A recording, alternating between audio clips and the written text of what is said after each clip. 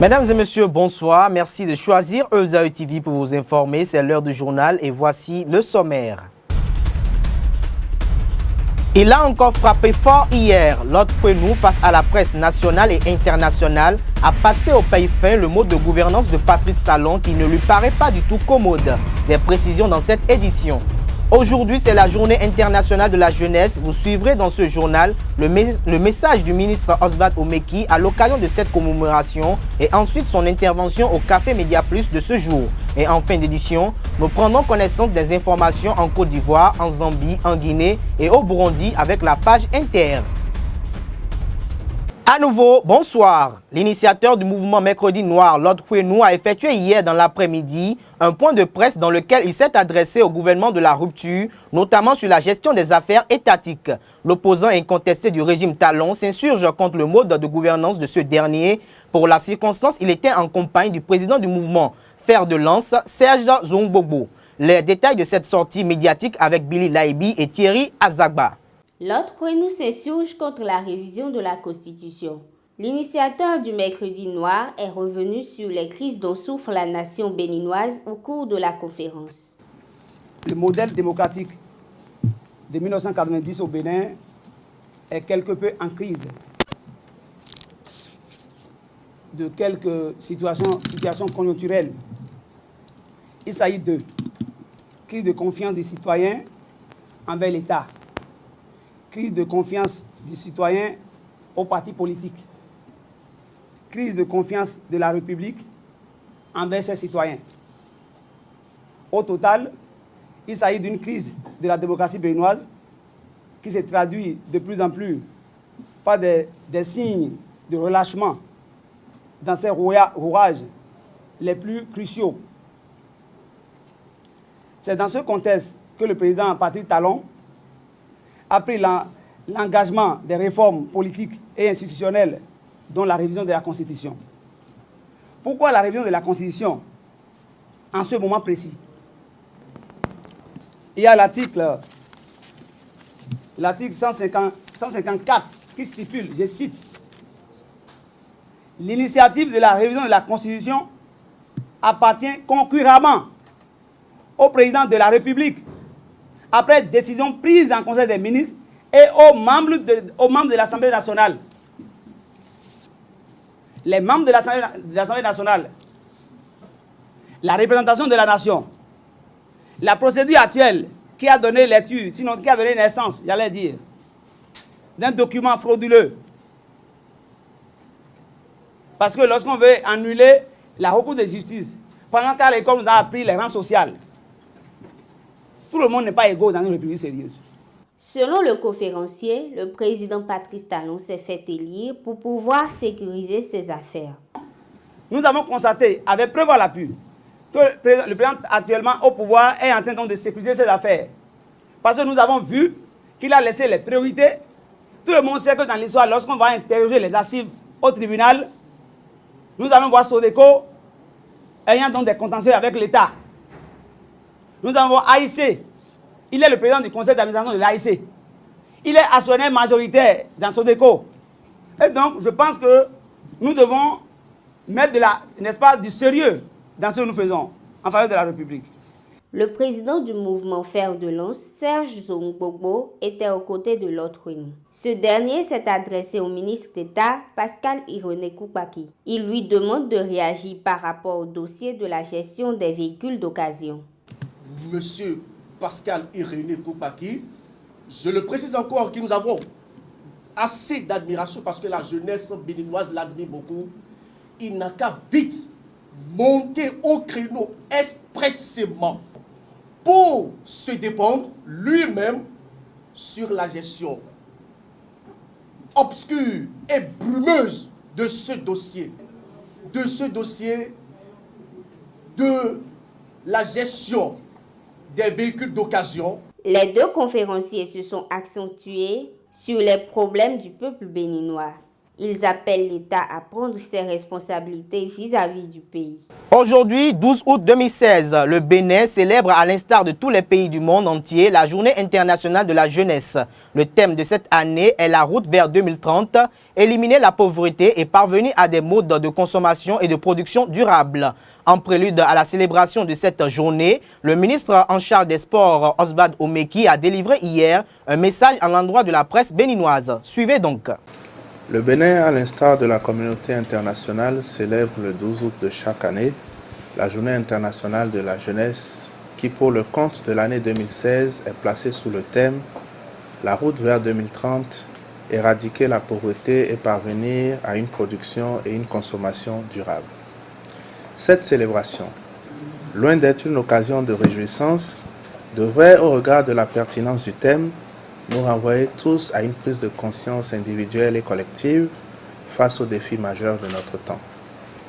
En effet, il n'est point besoin de rappeler la part importante que doit prendre la jeunesse dans l'atteinte des objectifs de développement durable de façon générale et dans l'éradication de la pauvreté d'ici 2030 en particulier. C'est le lieu de remercier et de féliciter tous les jeunes béninois qui, à travers leurs projets et initiatives, travaillent à impacter qualitativement leurs communautés respectives, contribuant ainsi à leur propre épanouissement et à la construction progressive d'un monde meilleur. C'est également le lieu d'inviter tous les autres jeunes béninois à prendre conscience de leur potentiel et à s'impliquer fortement dans la construction de notre pays qui n'est riche que de ses hommes. Le gouvernement du nouveau départ, résolument engagé à opérer les réformes politiques et institutionnelles nécessaires à la création d'un environnement favorable à l'éclosion des talents et compétences, ne manquera pas à son devoir d'implication et de valorisation des jeunes sans discrimination aucune. Je voudrais donc en appeler à l'adhésion de tous au vaste chantier de reconstruction de notre pays et rappeler à tous mes frères et sœurs jeunes béninois l'extrait de notre hymne national qui dit « Accourez vous aussi, bâtisseurs du présent, plus forts dans l'unité, chaque jour à la tâche, pour la postérité, construisez sans relâche. » Car, comme l'a dit Frantz Fanon, chaque génération doit, dans une relative opacité, découvrir sa mission, l'accomplir ou la trahir. Bonne fête à toute la jeunesse béninoise. Que Dieu bénisse le Bénin. Je vous remercie. Le 107e numéro de Café Média Plus a pour invité le ministre des Sports, Oswald Omeki. Journée internationale de la jeunesse. Quel type de jeunes gens pour le Bénin à l'horizon 2030? C'est le sujet sur lequel sont portées les réflexions de l'invité et des différents journalistes présents à ce rendez-vous. Enoch Lahade et Karl Kitome pour le compte rendu. À cœur ouvert et sans langue de bois, le ministre Oswald Omeki donne son appréciation de la jeunesse béninoise. Par le canal du rendez-vous hebdomadaire de Café Média Plus, le ministre des Sports projette sa vision sur la jeunesse béninoise dans les 15 années à venir. Il a ainsi saisi l'occasion pour présenter la situation confuse des jeunes volontaires et la charge financière qu'elle consiste pour l'État. C'est une usine à gaz. Nous ne voyons pas où passe l'argent. Qu'est-ce que ça va devenir? Je n'en sais rien. Je suis toujours en train de réfléchir. Mais le volontariat de Boni Yahi, franchement, 5700 jeunes en aventure sans paiement et moi je dois régler ça tous les jours. Je suis en train d'y réfléchir. Qui est le jeune béninois? Le jeune béninois ne veut pas plonger sa main dans la boue. Le jeune béninois n'a pas envie de venir curer le caniveau si sa copine habite à l'étage. Mais le jeune Ghanéen ou le jeune Nigérien le fait sans problème. Allez dans nos communes, allez dans nos villages. La petite boutique de pièces détachées appartient à un Ibo. Tout le monde dit Ibo, Ibo, Ibo. Les babas là, ils viennent ici. Pardonnez-moi, mais où sont passés les Choumeka Ghanéens? Ils sont tous à Londres. Mais ils ont tiré nos chaussures à 25 francs. Le ministre des Sports a poursuivi ses propos en évoquant la rénovation du stade Mathieu Kérékou et les dispositions à prendre pour réguler l'occupation des salles, des aires de jeu et des alentours du stade. L'objectif est de ne pas le détourner de sa fonction dédiée au sport. Le problème, c'est quoi? C'est que quand je vais dire plus d'installation devant et derrière, vous allez me dire qu'il n'y a plus d'air qui circule les soirs quand on boit. J'ai rencontré le président de l'association des locataires. Je lui ai dit, mon cher, l'époque où on payait le ministre est terminée. Et donc, il se prépare. La bâche et les chaises dans la piscine olympique, vous aurez de mes nouvelles. À la fin de ce 107e numéro de Café Média Plus, Oswald Omeki félicite les acteurs des médias pour leur contribution à l'œuvre du développement de la nation et invite tous les Béninois à poser un acte dans ce sens. Le conclave gouvernemental entendu Conseil des ministres s'est tenu hier sous la présidence effective du chef de l'État, chef du gouvernement, Patrice Athanase Guillaume Talon. À cet effet, lors de son point de presse habituel, le ministre d'État, secrétaire général de la présidence, s'est prononcé sur la question d'actualité relative à l'audit des filières des véhicules d'occasion, notamment sur les divers commentaires émis sur sa personne dans la presse. On écoute Pascal Irené Koupaki. Le gouvernement a ordonné un audit de la filière des véhicules d'occasion sur la période 2012-2016. Mais quel était l'objet de l'audit? L'objet de l'audit était de vérifier la qualité de la gestion de la filière des véhicules d'occasion. L'objet de l'audit n'est pas de se prononcer sur l'opportunité ou non de la création de Ségub. Cette différence est fondamentale. S'il s'agit de se prononcer sur l'opportunité de la création de Ségub, alors là, vous me trouvez. Vous me trouvez là. Nous avons eu des débats en Conseil des ministres sur cette opportunité-là, la pertinence. La pertinence est prouvée. Et de ce que j'entends, la pertinence de Ségub n'est pas remise en cause. Ce qui est remis en cause, c'est la gestion de la filière. Et l'on retrouve donc la qualité de la gestion de Ségub. Mais moi, je ne suis pas actionnaire dans Ségub. Je ne suis pas actionnaire dans Ségub. Et je ne m'occupe pas de la gestion de Ségub, ni le Conseil des ministres, à l'époque. On est en train de vérifier la qualité de la gestion. Et j'ai eu à faire un compte rendu, ou disons un point de presse sur cette question. Et je vous ai dit, à ce moment-là, que le dossier a été transmis à la justice. Je n'ai prononcé le nom de personne. Aucune personne physique n'a été citée par Pascal Irené Koupaki. Donc, quel est le problème? Je ne comprends pas le problème. Alors, je vois beaucoup d'agitation. La bonne ligne de défense n'est pas l'agitation. Je vois beaucoup d'agitation avec un peu de mépris. Mais moi, je n'ai pas de haine. Je n'en ai pas. Et donc, par conséquent, je pense que la justice fera son travail. Si je suis demandé, parce que je détiens des informations sur la gestion de la filière, mais je répondrai à la justice, sereinement. Donc, c'est vrai, il y a beaucoup d'agitation, mais moi, je passe mon chemin.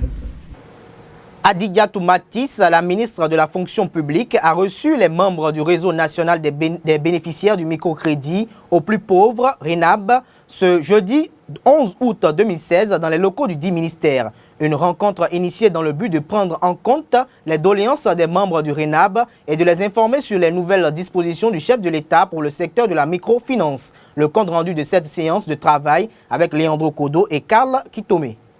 Lever l'équivoque au sujet du programme du microcrédit aux plus pauvres. C'est l'objectif de la séance de travail de ce jeudi entre Adidiatou Matisse, la ministre du Travail et de la fonction publique en charge des affaires sociales, la directrice du Fonds national pour la microfinance FNM et les membres du réseau national des bénéficiaires du microcrédit aux plus pauvres, RENAB MCCP, dans la salle de conférence du dit ministère. Une séance d'échange qui vise à s'enquérir de l'état du fonctionnement du RENAB et des relations relatives au renouvellement des divers bureaux et la sensibilisation sur la nécessité de rembourser les crédits à bonne date, puis annoncer la tournée du ministre dans certaines localités. C'est vrai que depuis notre prise de fonction ou l'arrivée du président Patrice Talon, le contact n'a pas été noué avec vous. Mais le président de la République me charge de vous dire qu'il entend ça et là, qu'il est en train de mettre fin au microcrédit aux plus pauvres et qu'il ne peut jamais faire ça.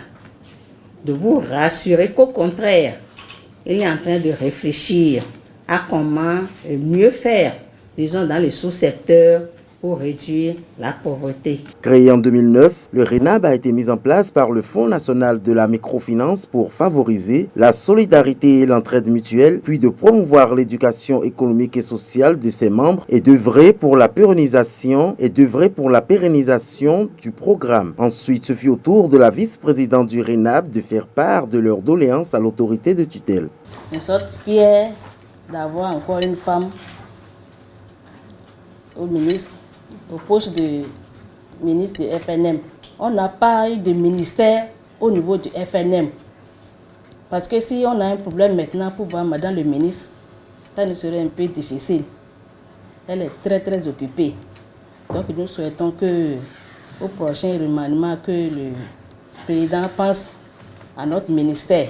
Adidjatou Matis s'est entretenu à bâton rompu avec les membres du RENAB et des représentants SFD partenaires stratégiques. Tout en exposant la vision du chef de l'État dans le secteur de la microfinance, elle a recueilli leurs préoccupations afin de les transmettre à qui de droit. Suivons à présent la réaction du président des transporteurs Ibrahim Abdoulaye Amaga au sujet du nouveau plan horaire de circulation des véhicules gros porteurs suite à l'arrêté préfectoral du 10 août 2016 du préfet de l'Atlantique Modeste Toboula régulant la circulation des camions dans la ville de Cotonou. Pour le président des transporteurs, le préfet a pris une décision dans l'intérêt de la nation. Il est au micro de Enoch Lahade et de Karl Kitome.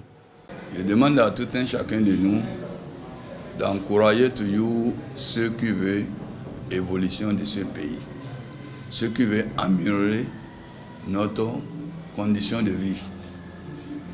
Parce qu'il ne faut pas que nous allons toujours dire cela n'est pas bon, cela n'est pas bon. Parce qu'en prenant ces décisions pareilles comme ça, n'ont pas pris le privé, même n'a pas pris ça pour son foyer. Il a pris ça pour la nation. Il a pris ça pour que la nation se sente léger. Pour que les travailleurs qui vont au travail, les visagers qui sont nos parents, etc., seraient bien roulés. Et tout le monde qui vient au pouvoir, il cherche pour que la condition de vie de nous tous soit améliorée. Donc c'est de là que le préfet a pris ça. Mais là où le préfet même devait faire, et ça serait plus mieux et bon, c'est qu'il allait inviter les artères, comme les associations de ces localités de transport, pour bien échanger avec eux, pour leur dire comment nous allons faire pour que la population puisse circuler librement. Tout ça là lui a échappé. Mais quand ça lui a échappé, c'est pas nous allons dire que ce qu'il a fait n'est pas bon. Il est en train de chercher une porte de sortie. C'est comme aujourd'hui à Dantokpa, tout le monde a obadé. Mais je pense qu'aujourd'hui, là, les autres qui sont en train d'acclamer, c'est comme ça la vie. Tout le monde ne peut pas être satisfait 100%.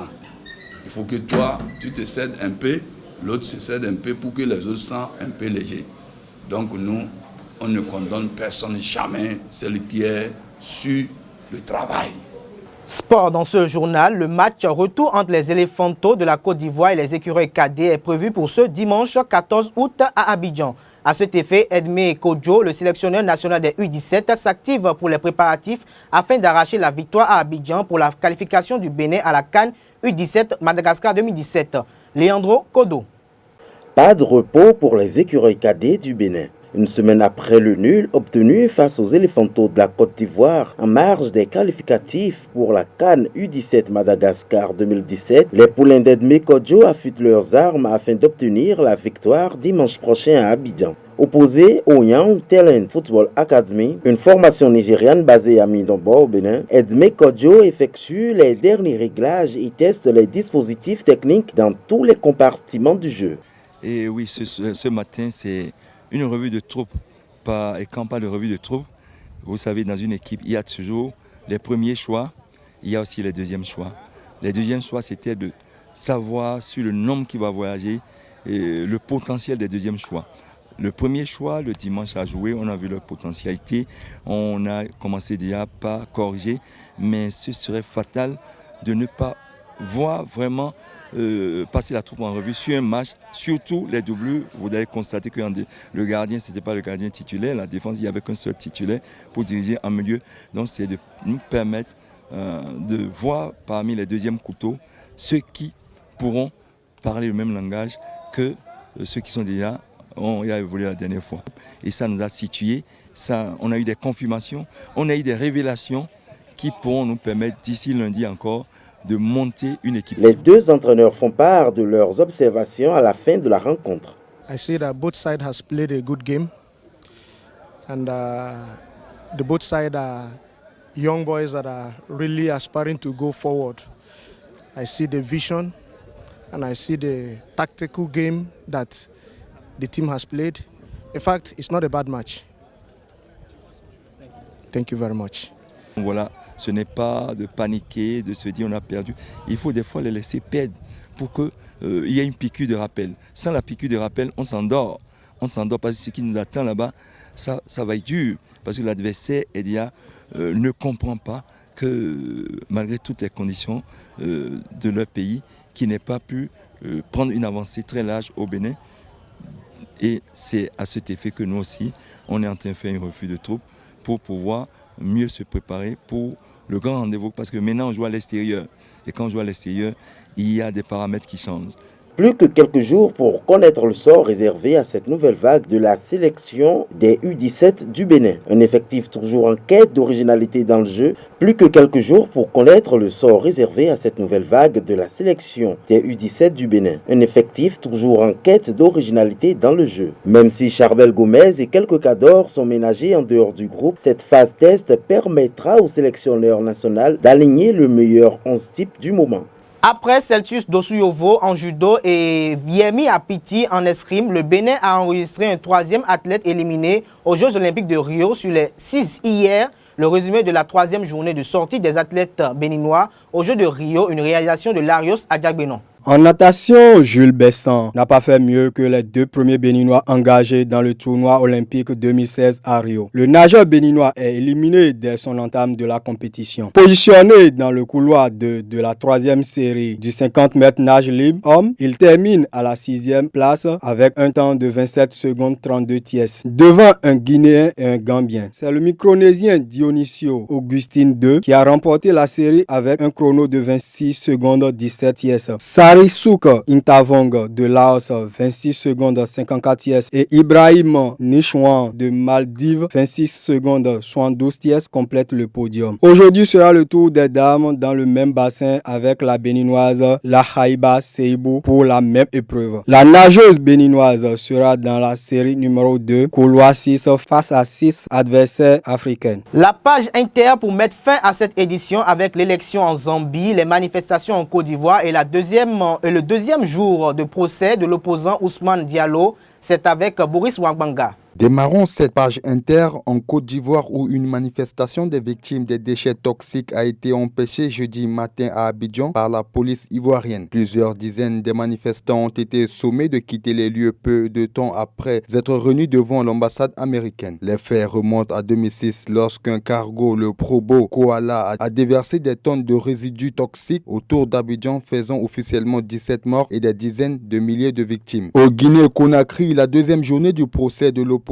guinéen Ousmane Gawal Diallo, poursuivi pour offense au chef de l'État, menace de mort et diffamation contre 3 responsables du parti au pouvoir, s'est poursuivi ce jeudi 11 août. La journée a été consacrée aux auditions de témoins et le procureur a requis la peine maximale, à savoir 5 ans de prison ferme. Faisons un tour au Gabon où la présidentielle du 27 août prochain s'ouvre demain. Mais déjà avant cette échéance, Casimir Oyemba, un des 14 14 candidats à cette élection a présenté hier son projet de société pour changer le Gabon. Ce scrutin se déroule en un seul tour, conformément à l'actuelle constitution. Du Gabon, rendons-nous en République démocratique du Congo, suite aux négociations du facilitateur de l'Union africaine et le G7 mercredi dernier. Les évêques de la conférence épiscopale ont reçu majorité opposition républicaine dynamique de l'opposition, l'Union pour la démocratie et le progrès social et ses alliés. L'objectif est d'obtenir la tenue effective d'un dialogue inclusif. 2 points d'achoppement. Le facilitateur récusé par l'opposition soutenu par la majorité et les mesures de description dont la libération des prisonniers politiques et la fin des poursuites contre des opposants comme Moïse Katumbi. Au Burundi, 2 corps ont enfin été sortis de la rivière Mubarazi. C'est l'équipe du journal Heiwaku qui avait repéré ces corps lors de l'enquête pour retrouver leur collègue Jean Birijimana. Ce dernier a disparu il y a 3 semaines. Pour le moment, il est difficile d'identifier les corps parce qu'ils sont abîmés. C'est en Zambie que s'achève cette page inter où les Zambiens ont voté ce jeudi 11 août pour élire leur président de la République. Aucune tendance ne se dégage pour l'instant parmi les 9 candidats à cette élection. On s'achemine toutefois vers un duel serré entre le président sortant Edgar Lungu et son principal rival Haïchand Hichilema. Un scrutin qui s'est déroulé dans le calme en dépit d'une forte participation de la population. Mesdames et messieurs, c'est la fin de ce journal. Merci de l'avoir suivi. Nous nous retrouvons demain avec Info Hebdo. Bonsoir à vous.